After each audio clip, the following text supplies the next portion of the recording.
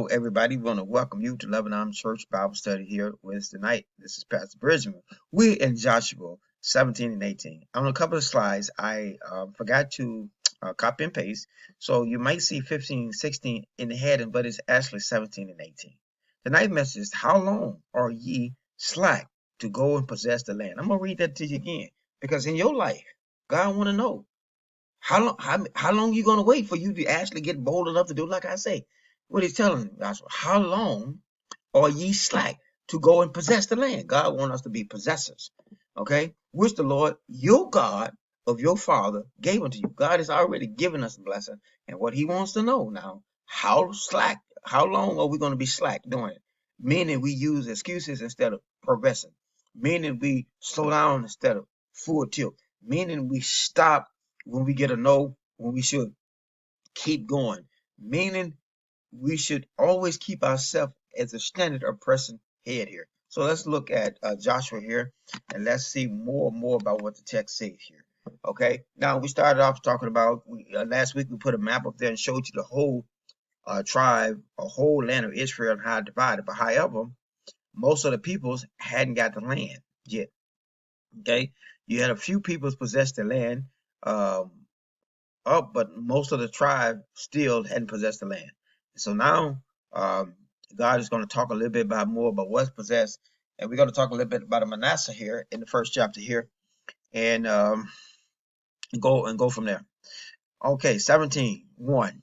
There was also the lot of the tribe of Manasseh. Manasseh is who? Joseph's son. For he was the what? Firstborn of what? Joseph. To wit, that Machir was the firstborn of Manasseh, the father of, what is that? Gad, or Galilee, however you say it there. Now, we understand where that name come from, because he was a man of what? War. Therefore, he had Gad and Bashan. And there was also a lot of the rest of the children of what? Manasseh, and there were families. Now he's going to go um, to all the different names of the children of Israel for his family. So, I don't know how to pronounce most of these names here, but the children was that Abazar, and the children of Hekah, and the children of Asherah, and also the children of Shechem, and the children of Harpar, and the children of whoever this name. These was the male children of Manasseh, Joseph's son. So now Manasseh had um, these boys who began to produce the tribe of Manasseh. Uh, so you finna understand here, that's going to be one of the boys that didn't have any male father. He only had children. And so that's why the Bible got to bring this in there, because these girls is going to get their inheritance by marrying other people. And the reason God had to put that in there, because you're going to see um, their descendants later on in the chapter. So God has to establish them. But was as a prophet, the son of Harper, the son of Galilee, and the son of Mishar, the firstborn, and the son of Manasseh, had no sons. See, put it like that, but daughters. These are the names of the daughters, and that's all for five of the daughters here. Okay, can't pronounce them. You see them there. Okay, and there came to be, they came to Ezra the priest before Joshua the son of Nun, and before the prince's saying, the land the Lord commanded Moses to give us an inheritance among our brethren. Therefore, right, because now if uh this man don't have no son, his name get blotted out, and that land become waste in there. So the daughters come to claim their inheritance, and I think God put it like that so that we can understand that God is not beating up on the female race as if we think. So they went to them, the prince, saying, the Lord commanded Moses to give us an inheritance among our brothers. Therefore, according to the commandments of the Lord, he gave them an inheritance among their uh, brothers of their father. And so the women came and they got their uh, inheritance. Okay, and this all happened in the tribe of Manasseh. And there fell 10 portions to what? Manasseh, besides the land of Galilee and Bashan. That was on the other side of the Jordan, which was on the other side of the Jordan. That's one of the first land Manasseh and them received there, took them. because the children of Manasseh and the heritage of his sons and the rest of Manasseh's son had the land of, what was that, Gad or Galilee, however you say it. At the coast of Manasseh was Asher, uh, to whatever, and lies to what Shechem, and the border went among the rest, along the right hand of the inheritance of, what's that, Tippus. And Manasseh had the land of Tropos, and Tropos on the other border of Manasseh along the children of Ephraim. So now you see where Ephraim come in. We saw this on the map. And the coast descended from the river of Canaan, east side of the river, and the city of Ephraim are among the cities of what? Manasseh. So they all tied together. And the coast of Manasseh also on the north side of the river, and the outgoing of it went out to the sea. We'll put a map up at the end of the map where you can see it. And southward, it was Ephraim. On the north, it was also Manasseh. And the sea is his what borders. So Manasseh kind of went out to the sea. We find it on the map. And they're met together in Asher on the north side and Issachar on the east. Excuse me. And you see Issachar and you saw Asher right on that map what we looked at last week, which we'll pull it up tonight. And Manasseh had in Issachar and in Asher uh, uh, Beshem and their towns, and what's that? Ilabin and her towns, and the habitation of Dor and her towns, and the habitation of Endor and her towns, and the habitation of Tishnar and her towns, and the habitation of Migdal and her towns, even their countries. Yet the children of Manasseh sought the inheritance thereof, but the Canaanite were dwell in the land, would dwell in the land. So God wanted to possess the land, but for whatever reason, they couldn't kill them. I don't know what was going on that they wasn't destroying it.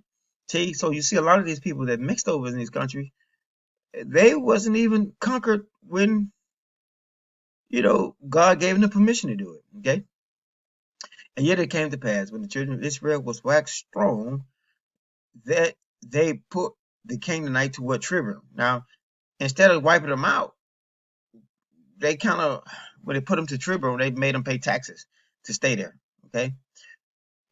But did not utter drive them out. So the Bible said that they never did a good job of wiping these people out. They didn't do what God wanted them. God wanted them to take all of them out.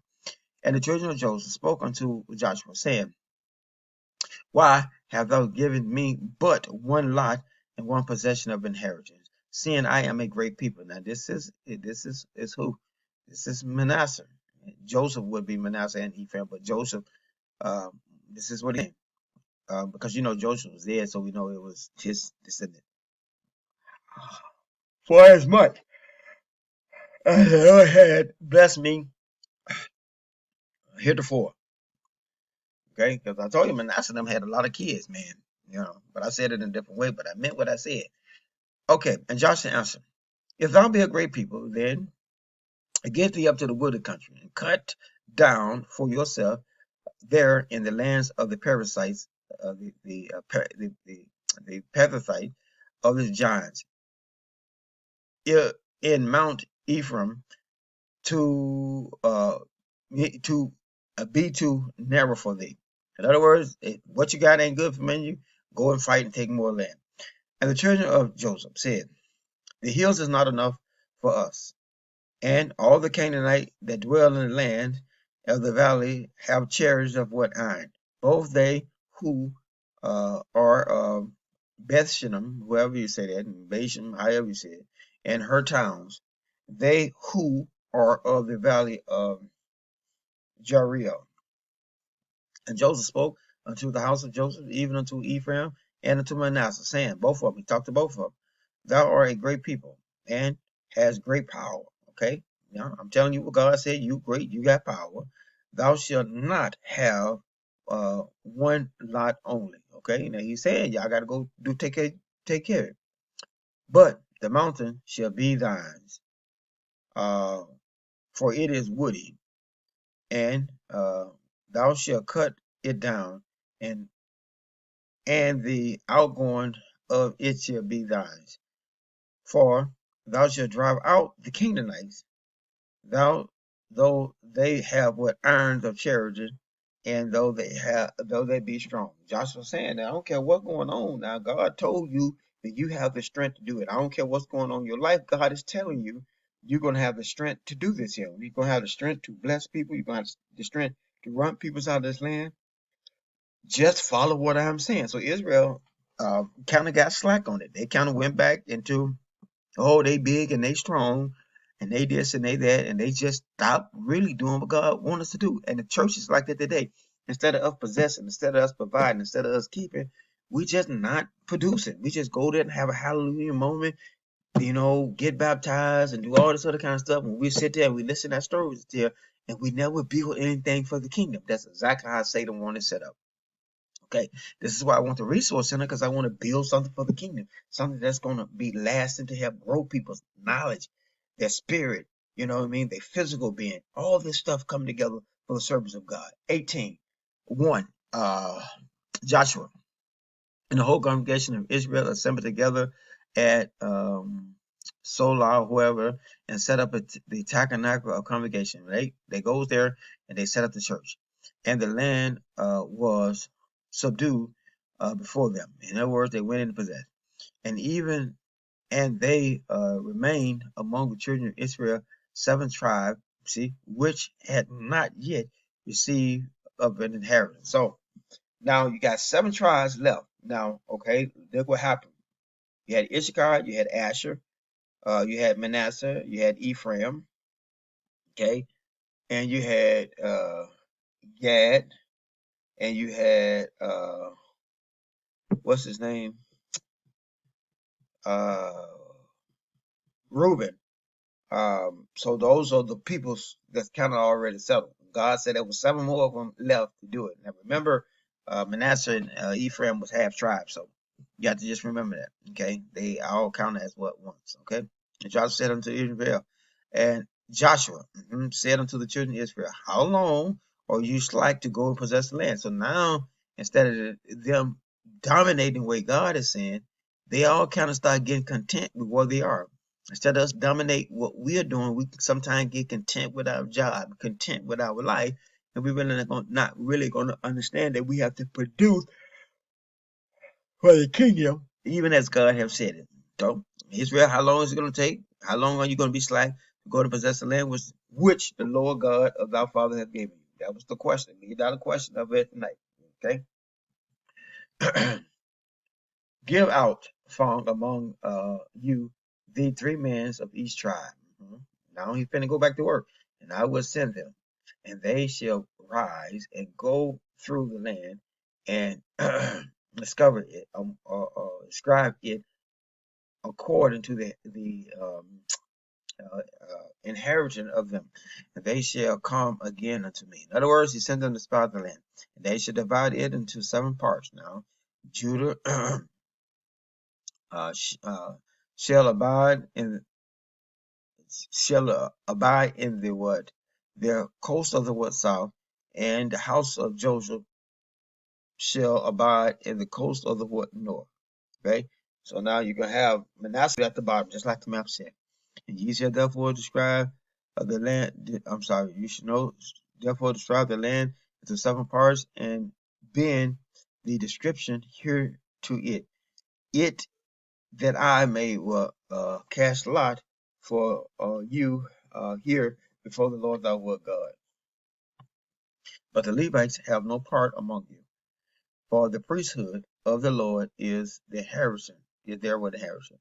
And Gad and Reuben and the half tribe of Manasseh have received their inheritance beyond the Jordan on the east side, and Moses, the servant of the Lord, have given them.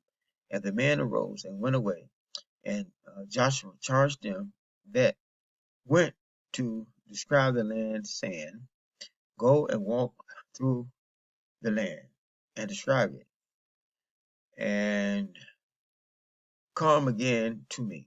that I come to hear, that I may have, I'm sorry, that I may have cast lots for the people before the Lord, and wherever that is. And the men went out and passed through the land, and described it by what cities, unto 7 parts of a what block. Now he's setting it up. And it against, came against to what Joshua and the host of wherever that place is again.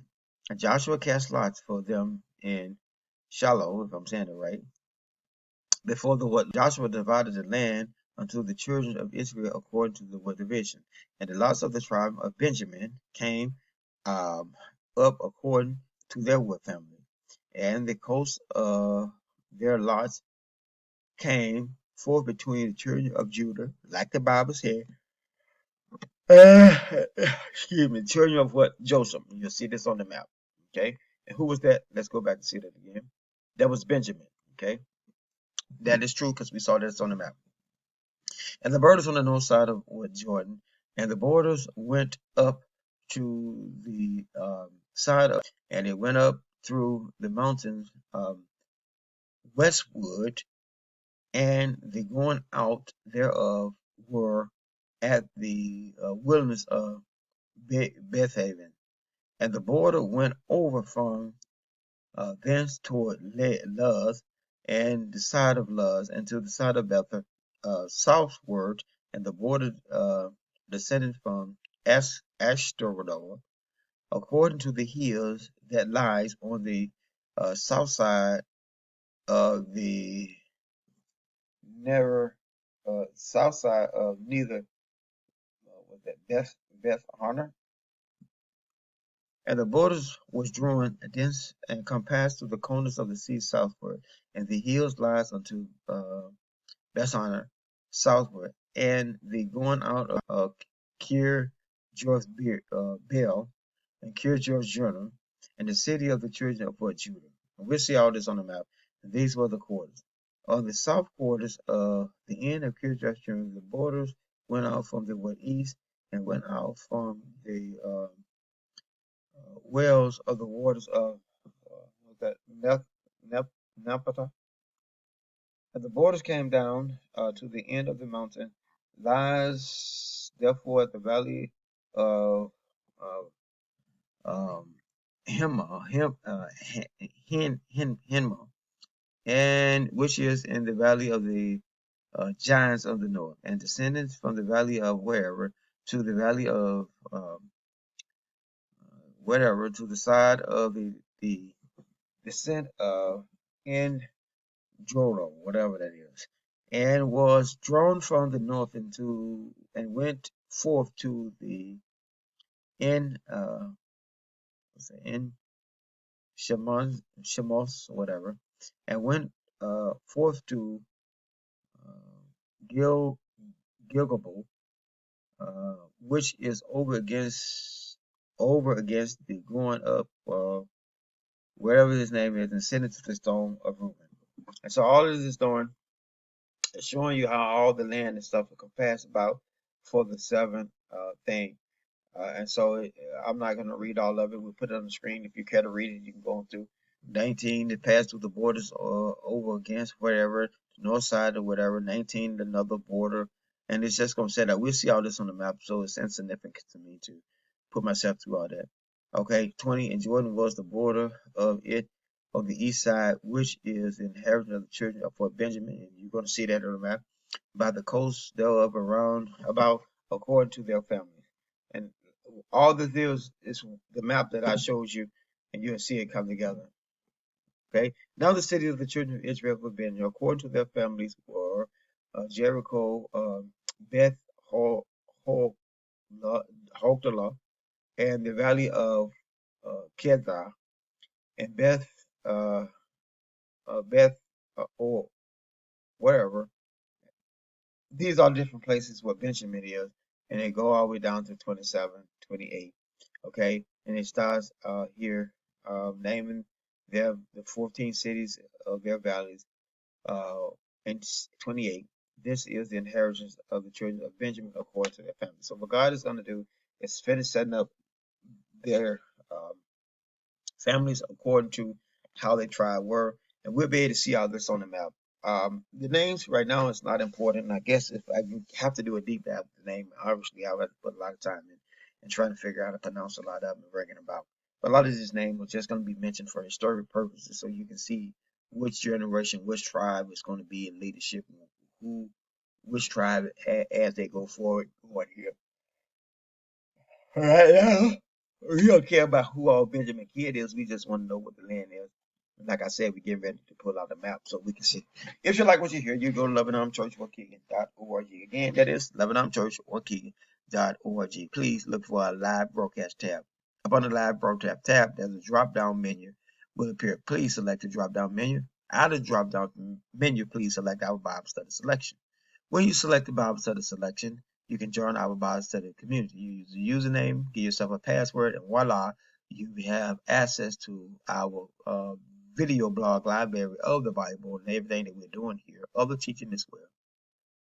But you also have a link to go live where you can join us live each Saturday and each Wednesday night, where you can come in and ask Pastor questions after the service. With no further ado, let us LebanonChurchWaukegan.org. May God bless you, forever keep you in his care as we get ready to go live.